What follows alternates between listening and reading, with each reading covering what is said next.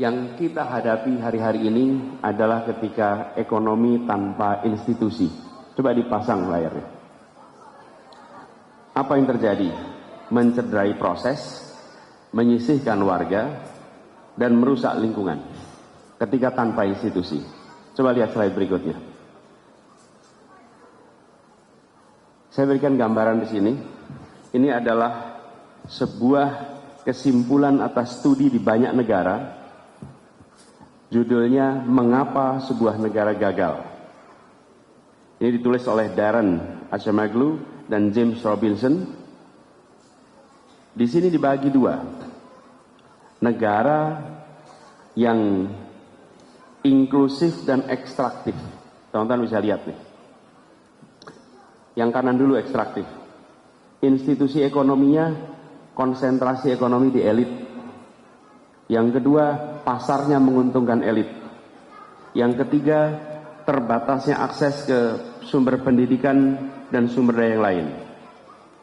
Yang keempat, ada hambatan dalam berbagai inovasi.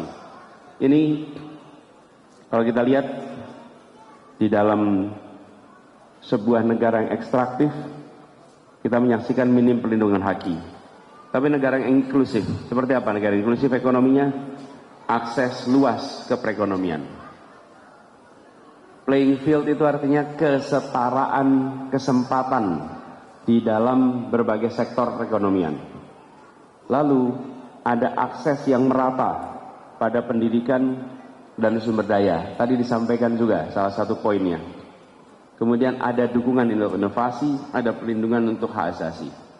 Lalu di aspek politik apa? Yang ekstraktif, strukturnya oligarkis. Yang kedua, partisipasi politik terbatas dan ada pemberangusan hak untuk kebebasan.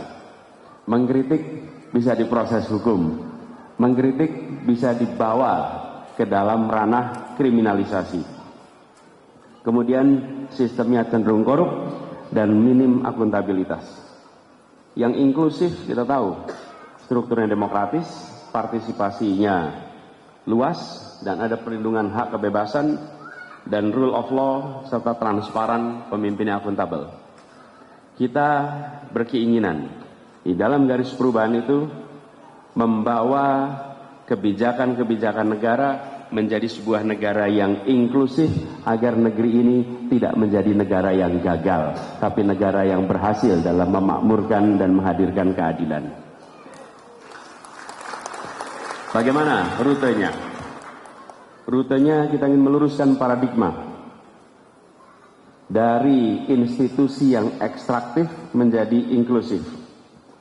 Lalu fokusnya berubah dari fokus pada pertumbuhan saja menjadi pertumbuhan, pemerataan, dan kelestarian atau keberlanjutan. Sustainability menjadi bagian. Ini artinya apa?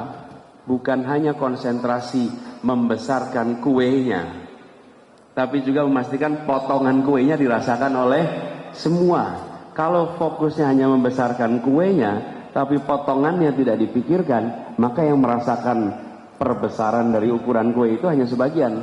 Yang kedua, kalau tidak memikirkan keberlanjutan, generasi ke depan tidak akan mungkin bisa merasakan yang kita rasakan. Yang tadi disampaikan, kalau ekonominya menghabisi ekologi, lalu akan dapat apa lagi di masa depan kalau ekologinya sudah habis? Ekonomi dan ekologi adalah satu konsep yang sesungguhnya akarnya sama. Oikos nomos dan oikos logos. Tapi dalam prakteknya ini berjalan dengan arah yang berbeda. Banyak contoh yang kita bisa rujuk di dalam mengubah itu.